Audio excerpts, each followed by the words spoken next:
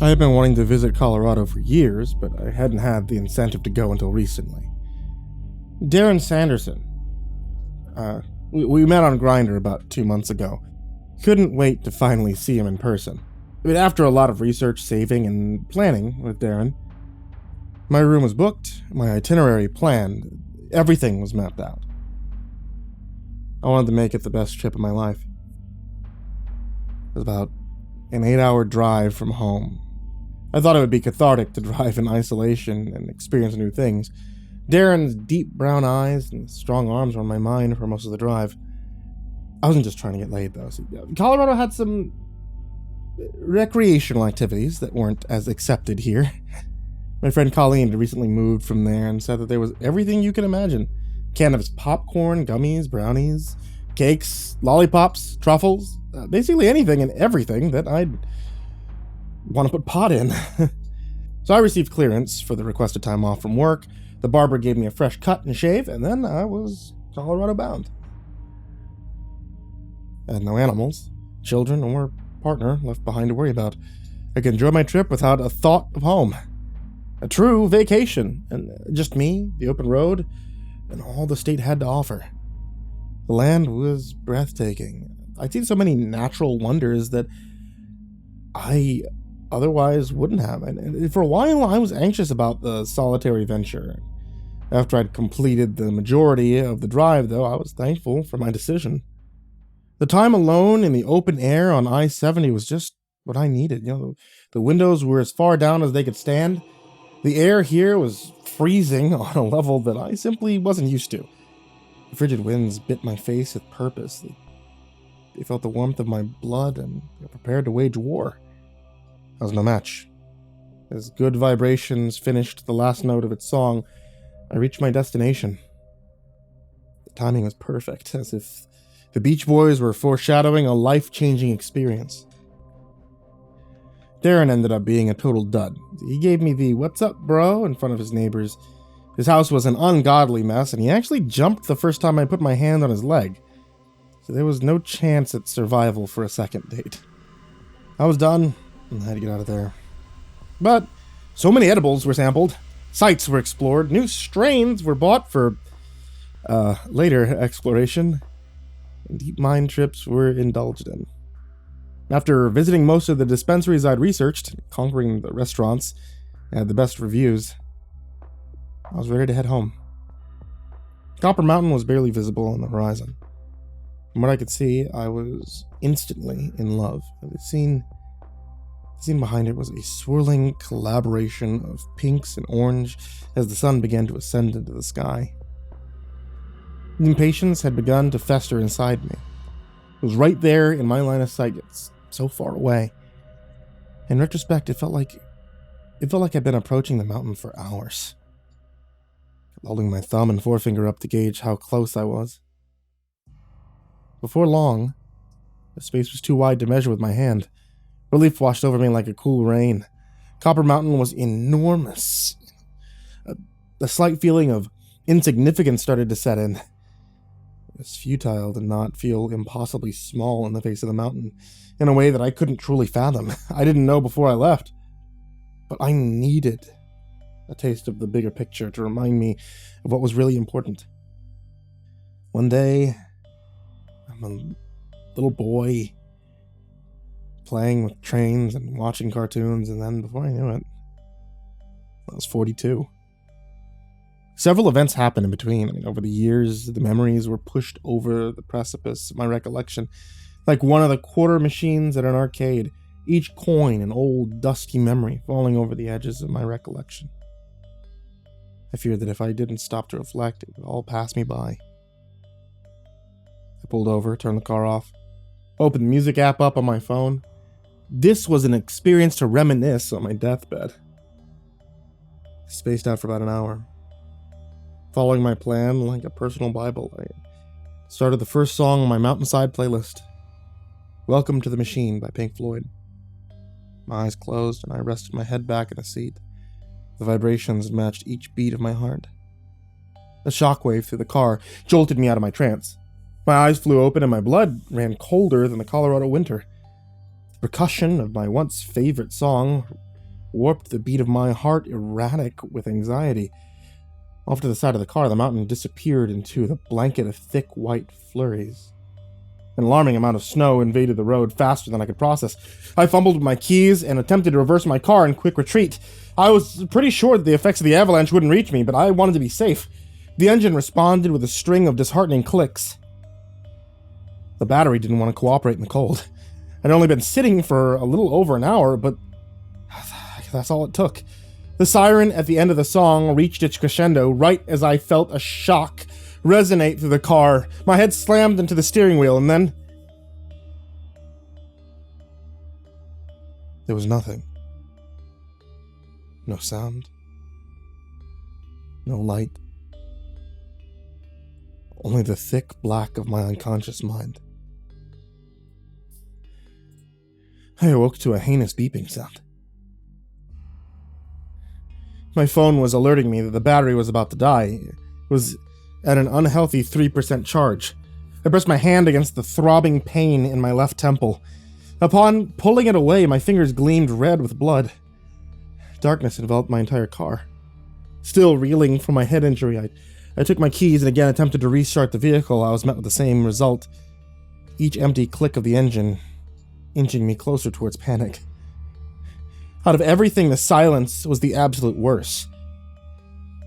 It was head-splitting. Only the sound of my increasing heart rate assuring me that I wasn't deaf. I frantically pulled the door handle until my fingers were numb. Absolutely nothing happened. I felt like the car door was locked in place, trapped in ice. There was no way out. I wasn't the only one to have traveled the road, right? I prayed that the county would come out soon to close the road and clear it.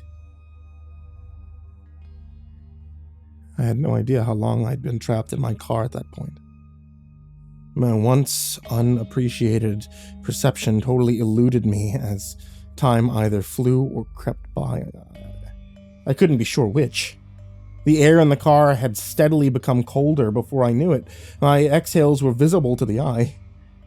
It became more painful with each puff as my lungs struggled to acclimate to the cold. My mind faded in and out of consciousness. I knew I had to do something to stay awake. My stomach screamed at me in need as nausea began to set in, each churn of the stomach eating away the lining of my gut. My mind drifted back to the Uvos Rancheros. It had been in the car with me for God knows how long. However, it was certainly cold enough that it wasn't completely unreasonable to think that it was edible. I leaned back and grabbed the container. The squeak of the styrofoam is like a spike to my eardrums, in contrast to the total silence of my buried vehicle. Opening the container emitted a smell that I couldn't and didn't want to place. Ignoring my better judgment, I ravenously shoveled the food into my mouth, the yolk breaking in a horrendous stench like the death of the chicken that created it. Mentally pushing through the pungent smell, I continued to chew without breathing. My gag reflex convulsed in protest. Though I needed food and energy, my rancid breakfast provided no comfort. My stomach was then angry with me for completely different reasons, like a flower desperately in need of water doused with gasoline instead. There was nothing to do but sit and wait. I looked around the inside of my car and made up my mind immediately. This car was not going to be the last thing that I saw in life. The snow must have buried me deep to turn my car into the sensory deprivation chamber from hell. My heart raced and my thoughts started to spiral into a pit of negativity and death. The cold sweat of an anxiety attack was approaching so fast, so I packed a bowl. Upon meeting my flame to the glass, the red hairs of the nugget danced in anticipation. I inhaled in an attempt to push my rising panic away. At first it worked. I found myself caught up in the flowing upholstery on the ceiling, and my worries were replaced with a newfound confidence of an assured rescue. The snow couldn't be this thick forever. Eventually it would thin out enough for my car to be visible, and after a few moments, however, this started to wear off. The dread I felt before assaulted my sense tenfold, and isolation tested my sanity and gripped my heart with a terror that I didn't know existed. My trip of self-discovery and solitude warped, besieging my spirit like a murder of crows. Vomit erupted through my chattering teeth as my meal turned against me. It spewed forth like the hells of Pandora's box. My stomach folded into an origami crane of cramps. My panic skyrocketed with each heave. Surely someone had defined me here while I was still alive. Then in the depths of my icy coffin, it enveloped into a comforting surge of warmth. It started at my toes and steadily made its way through my body. Before long, I was burning up. The urge to take my clothes off was irresistible. My mind quickly lost all rationality. Song lyrics echoed through its recesses. 1 is the loneliest number that you'll ever do. 2 can be as bad as 1. It's the loneliest number since the number. It had to have been at least 24 hours that I'd been trapped in the car. Not that there was any way to keep track. My car was dead. My phone was dead. The only thing with any life left in it was me, and even that was debatable. I was trying my damnedest to keep together. While the confines of my surroundings were grinding at my sanity, no longer able to tolerate the burning heat, I removed my shoes. My nerves in my feet were ablaze with fire and desperately needing relief. My bladder was stretched to its limits. I took a discarded cup in my backseat and prepared my bladder for release.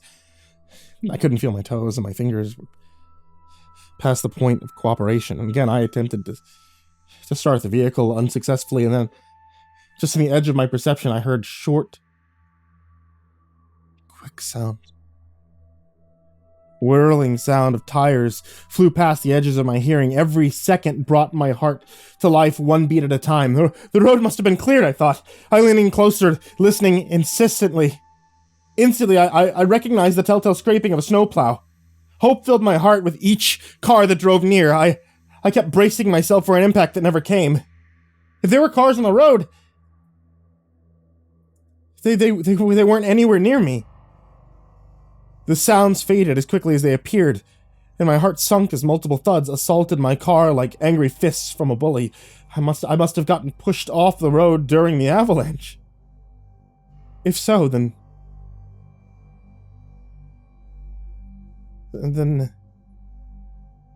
this would most definitely be the last thing my eyes saw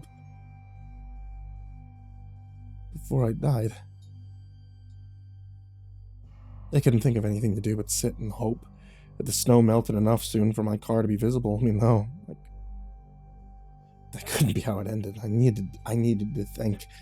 I had my typical idea. The zipper of my backpack was an agonizing roar in comparison to the silence of my tomb, no matter how slowly I pulled. A swirl of my hand around the inside of the bag brought me to a container. The label in it read, Jedi Haze. Oh, this ought to be good, I thought. My hands shook from the cold, spilling some herb as I tried to pack a bowl. The more puffs that I took, the more scenarios leading to my death faded from my mind. I needed to get it together and come up with a plan. If I was going down swinging. My lungs burned as they filled with smoke. Before I knew it, I was hacking up a storm, not very smooth for something so expensive. And once I started coughing, I found it impossible to stop. I felt a burning in my face as the loss of air temporarily separated me from my senses. I coughed so hard that it made my head pound. My mouth was achingly dry by this point. I did a quick mental search for the contents of the car when I remembered there should be a bottle of water in my trunk. I crawled into my backseat to access the trunk. I was relieved to find it unfrozen under the warm mass atop it. It was the most beautiful bottle of water I'd ever seen in my life. My cracked lips and tongue yearned for relief. I downed the bottle way faster than I had meant to. It hit the bottom of my stomach like hot grease in a cold pan. My stomach emptied again in retaliation for the rush of fluid. It was between heaves that I noticed something else about my situation. The air seemed to be becoming thicker and thicker inside my car, my breathing becoming shallower by the minute. I looked to the air vents and I could have sworn I saw a luminescent mist coming through the vents. My eyes followed as it danced peacefully in the front seat. I ran my fingers through it and I found myself giving way to a full-blown fit of giggles. It occurred to me that this pearly mist might have been toxic for me. I yanked the collar of my shirt over my nose in a panic. My giggles quickly gave way to terrified sobs. God knows how much of it I already inhaled. I thought it was the Jedi haze, but the color and the texture were different from the haze of smoke that enveloped the inside of my car. I jammed my eyes closed. When I opened them, the mist disappeared. Delirious and out of breath, my mind struggled to find a solution. In a stroke of genius, I grabbed my book bag and I started rifling through. What I needed had to be in there somewhere. I brought it specifically for this trip. My hand emerged with a solid metal mass of a grinder. All I needed to do was break the window and then burrow my way out of the snow. If I could hear traffic, that meant the snow likely wasn't that thick. Winding back my arm as far as I could, I smashed the grinder into the window. At first there was nothing. I pounded the glass until my hand ached from the impact. And then, just in the right corner, the smallest of cracks appeared. I concentrated on that crack for dear life. After the third bash, the window shattered. Glass consumed my entire face and neck. I didn't care, though. Freedom was almost tangible. Once I made it out, I'd moved somewhere that didn't have snow. Thoughts of tropical winters and warm sunsets filled my mind as I struggled to brush the glass off myself. Besides several shallow cuts to my fingertips, I was pretty much unscathed, and all I needed to do now was crawl through the snow. It was becoming more difficult to get a clear breath of air. Unwanted black, writhing lines enveloped my vision and made it feel like everything was tilted sideways. The car became smaller with every increasing breath difficult. The smoke was too much. The stagnant air of living in my car for who knows how long was too much. The smell of so much piss and vomit, it was all too much.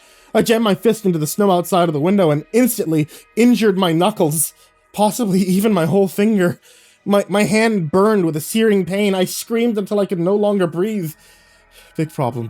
There was no snow, only ice. Tears of hopelessness cascaded down my face. My hands flew randomly around the floorboards of my car, instantly causing further injury to my already battered fingers.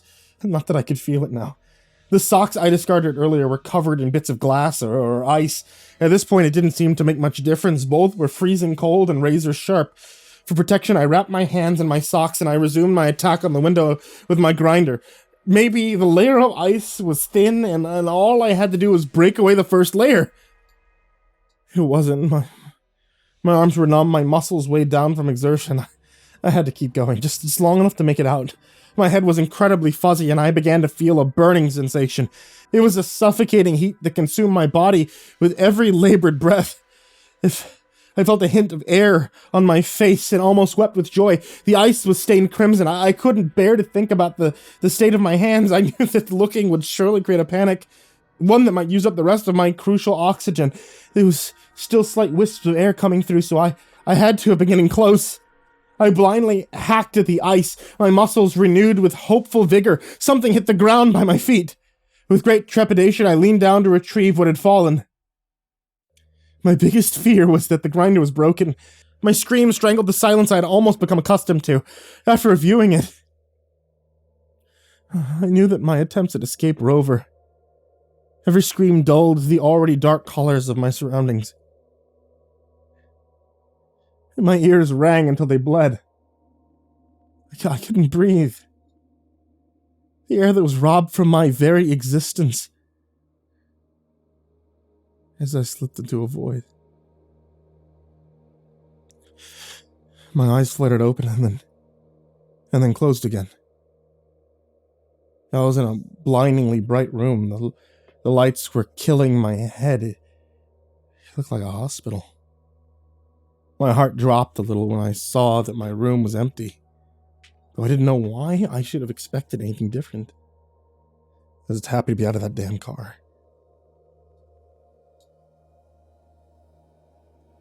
I still felt hazy and exhausted. There was a call button on my rail. I attempted to press it only to see that both my hands were heavily bandaged. A sickening sense of dread and recollection slowly started to invade my mind. I rammed the button with my elbow and a young nurse came rushing in. She told me to hold on for a moment and that she'd grab the doctor to speak with me. I nodded. An older doctor came in wearing a long white coat and a threadbare smile. He pulled up one of the seats next to my bed, sat down, and began to explain. A good Samaritan driving by had seen my antenna poking up through the snow, called the police. They pulled over, they started to dig at the snow to free me from the car. Their charger fit my phone, so they plugged it in and called the top number of my contacts, who's my brother Jason, to alert them of the situation. The car took quite a beating. Luckily, Jason was able to drive it home when I was taken to the hospital.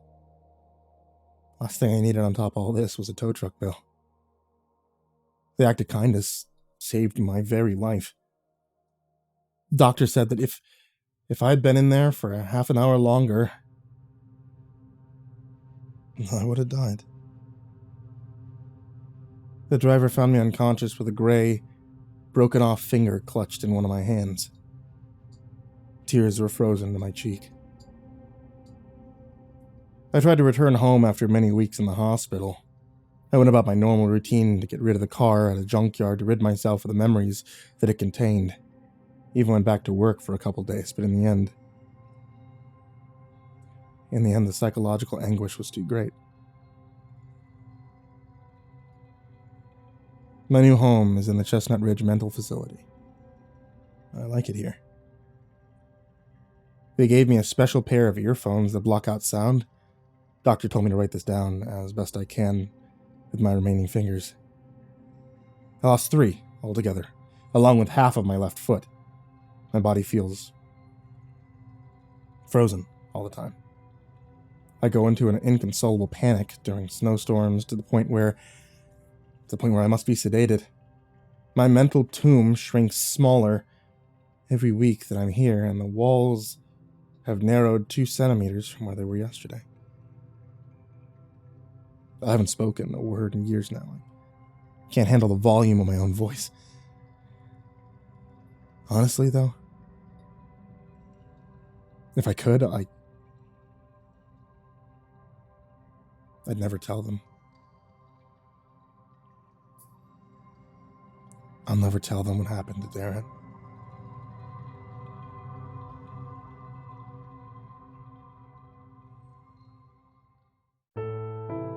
Hey there kids, it's me, MrCreepyPasta, and I want to tell you thank you so much for watching tonight's video or listening to tonight's episode of the podcast. I really appreciate it, and anytime you guys give me a subscribe or a follow or a like or a comment or literally just a watch, I can't thank you enough for it because you're the reason I keep making episodes and you guys are the reason that I love horror as much as I do. We're in the middle of summer, and I'm from Texas, which means that it's a great time for iced tea. And you know who makes iced tea? My wife. My wife sells tea. My wife sells tea on Etsy.com/shop/ivorymonocletea. And if you want to get the MrCreepyPasta special, you can order a dark and stormy night and specifically request a dabbing sticker that you only get if you ask for it.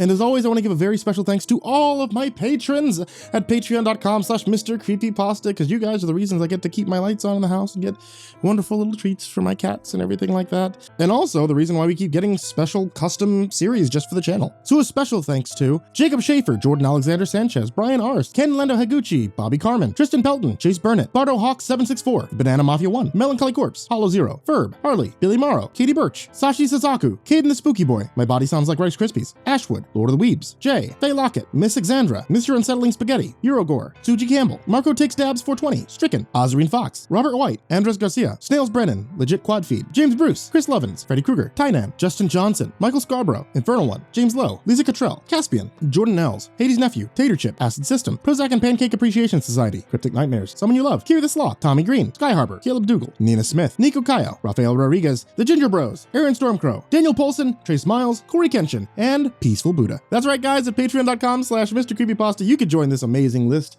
of people's names I mispronounce and the list of Patreons down there in the description. But of course, none of that is ever required. I just appreciate you guys subscribing and watching and honestly being here. So, to all of you, sweet dreams.